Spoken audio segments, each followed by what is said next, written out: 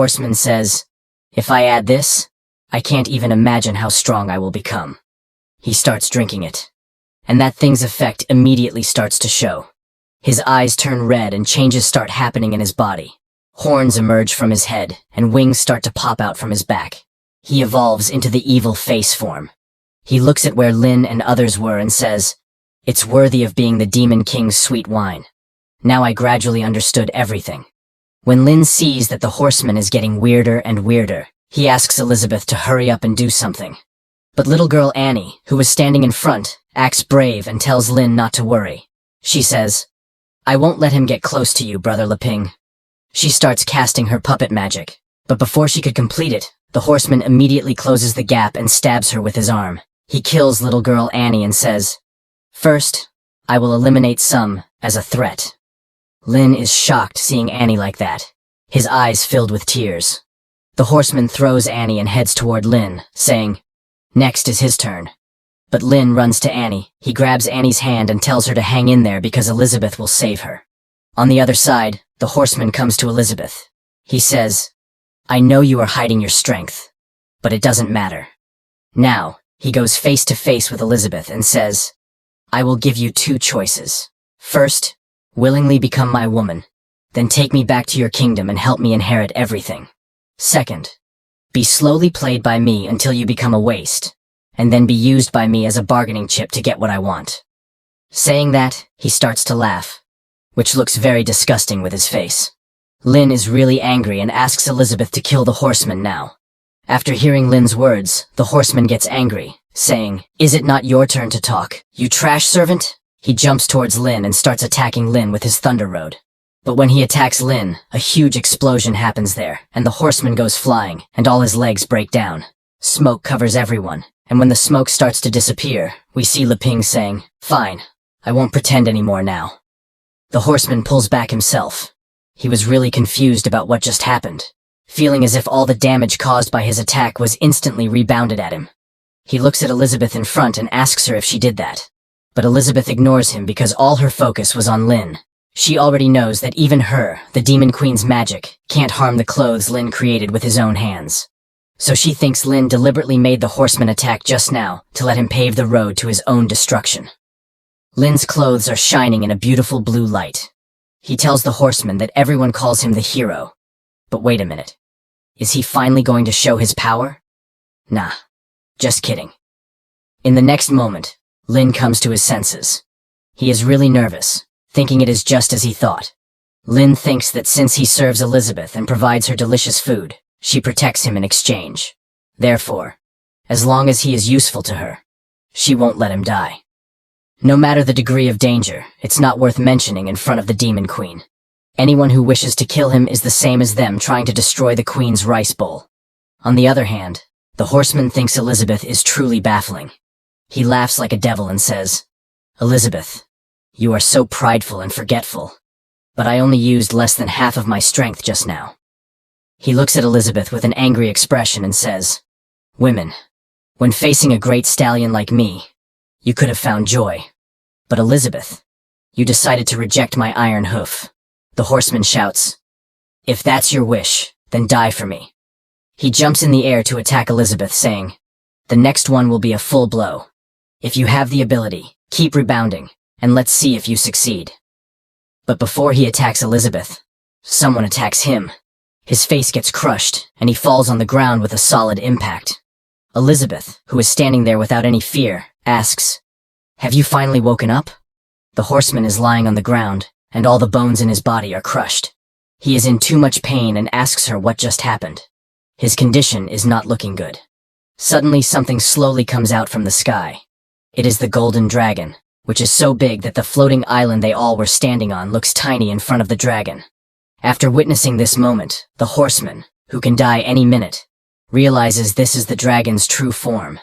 But he is really confused, thinking about the one he just killed. What was that? Suddenly, the dragon the horseman just killed starts melting. After melting, that dragon merges into the dragon tail. Elizabeth looks at the golden dragon and thinks, "Are you using your tail as a pet teaser? That's a little trick I often used to play with you before." This is the dragon void realm form, and she is the golden dragon queen. Her rank is a 1-star demon king. She is really big and can destroy the whole island with her hand. The horseman is too scared after looking at the golden dragon's true form. He says it's impossible because he has the power of a demon king, so there's no way he can lose. But before he says something more, the dragon kills him. The dragon uses her fingertip to kill him, and with this, the horseman is finally dead. Lynn is really surprised and asks Elizabeth if this is real. Elizabeth misunderstands Lynn. She thinks Lynn is pretending and has already discovered the golden dragon a long time ago. Suddenly, everything turns gold, and the whole island starts disappearing. Elizabeth explains to Lynn that this space where they are isn't real. It's just an illusion that the dragon created. After everything disappears, everyone is floating. Lynn is really surprised to see themselves floating in space.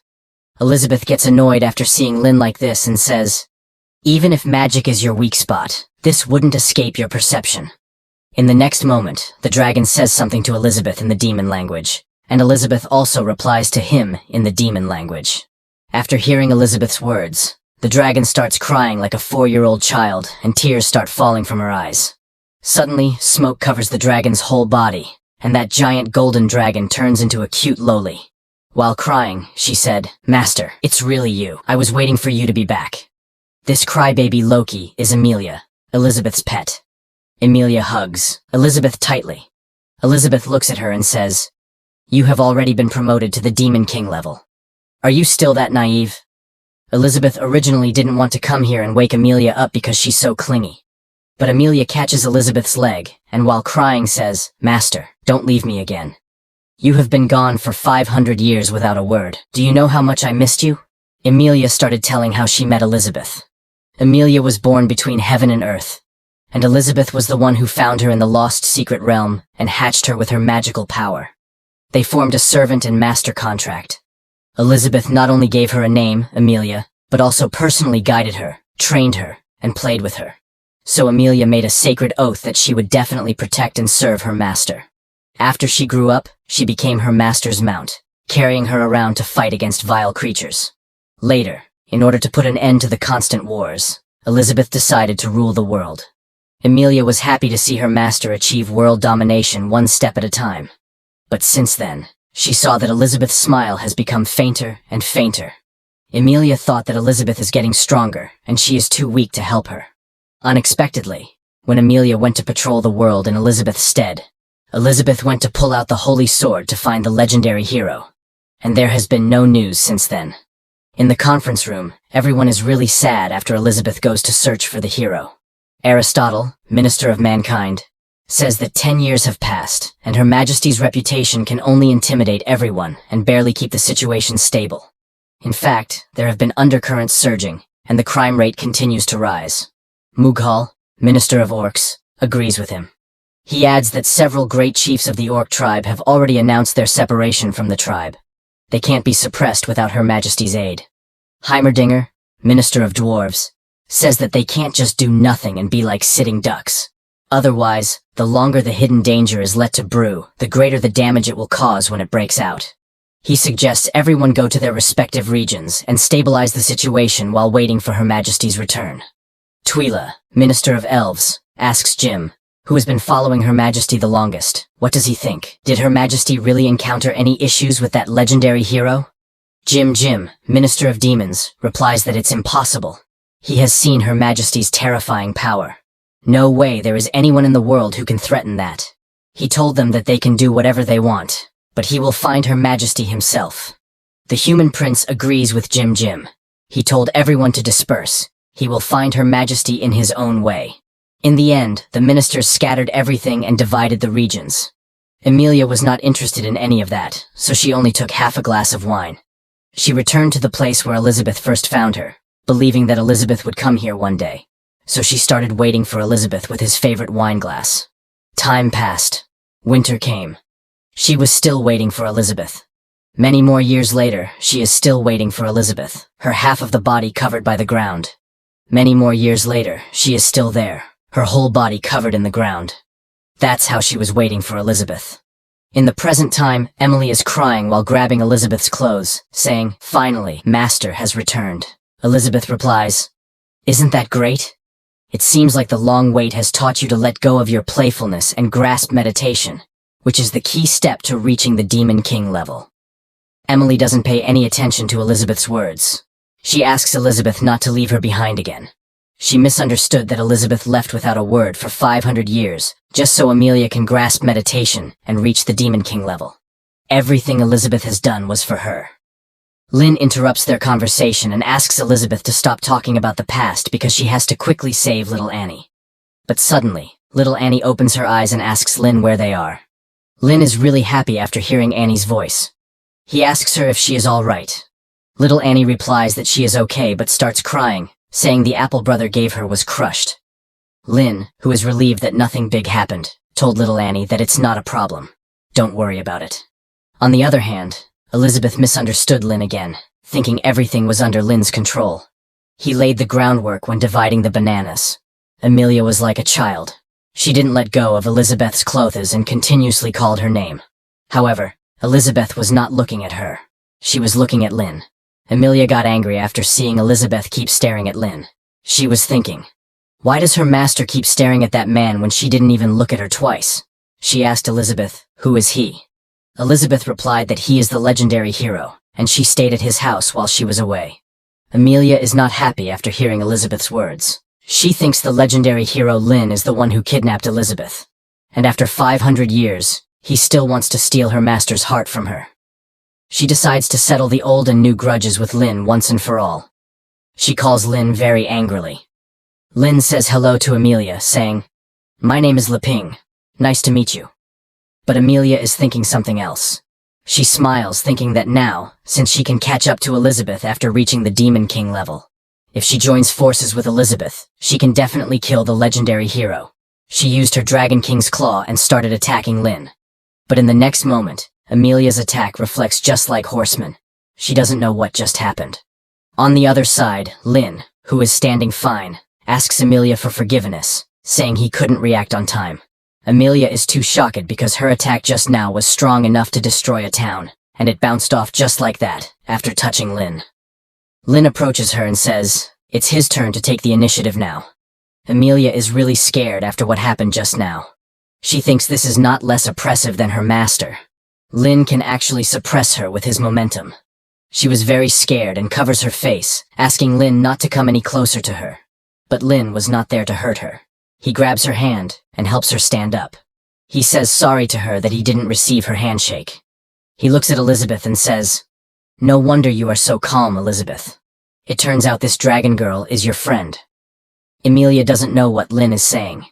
Elizabeth replies, "Lynn, you can also say that, but to be more specific, she is my mount."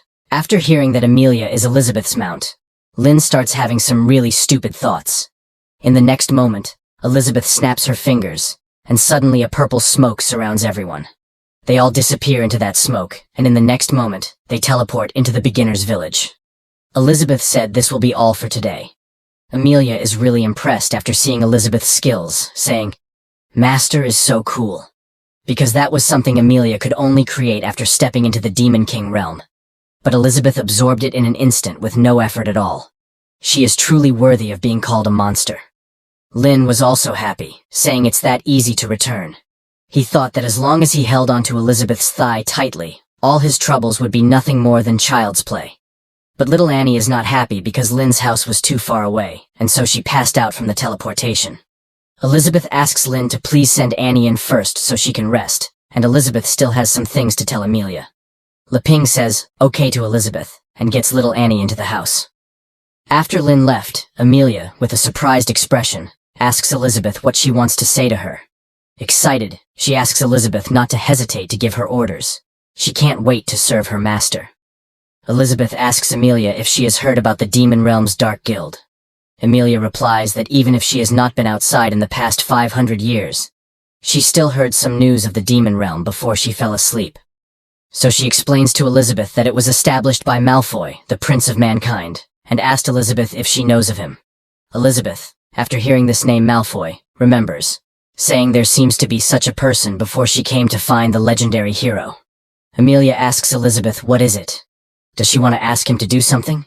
Is there anything Amelia can't do? She can learn. Elizabeth replies that she doesn't want anything. She heard that it's the Dark Guild carrying out a great number of killings in the pretext of resurrecting her. That has displeased her. After hearing this, Emilia gets really angry, saying, "What do they mean by resurrecting Master? Isn't Master all well? This is simply disrespectful to Master," she asks. "What does Master want her to do?" Elizabeth gives the order to Emilia, saying she should make them disappear completely from this world. But she must not reveal any information about Elizabeth or this place. Emilia obeys her command, and she will do as Elizabeth says.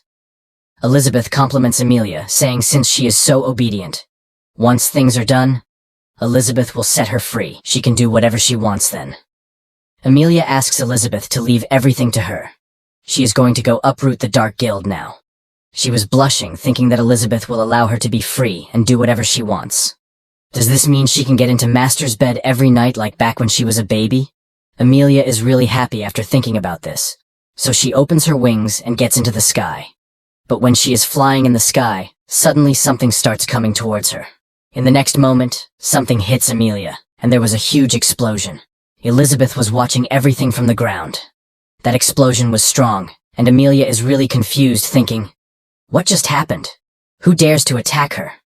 She thought that to be able to penetrate her skin, it has to be at the level of Demon Sovereign at least, and it's an extremely dangerous monster. She must eliminate it as it's a potential threat to her master, Elizabeth.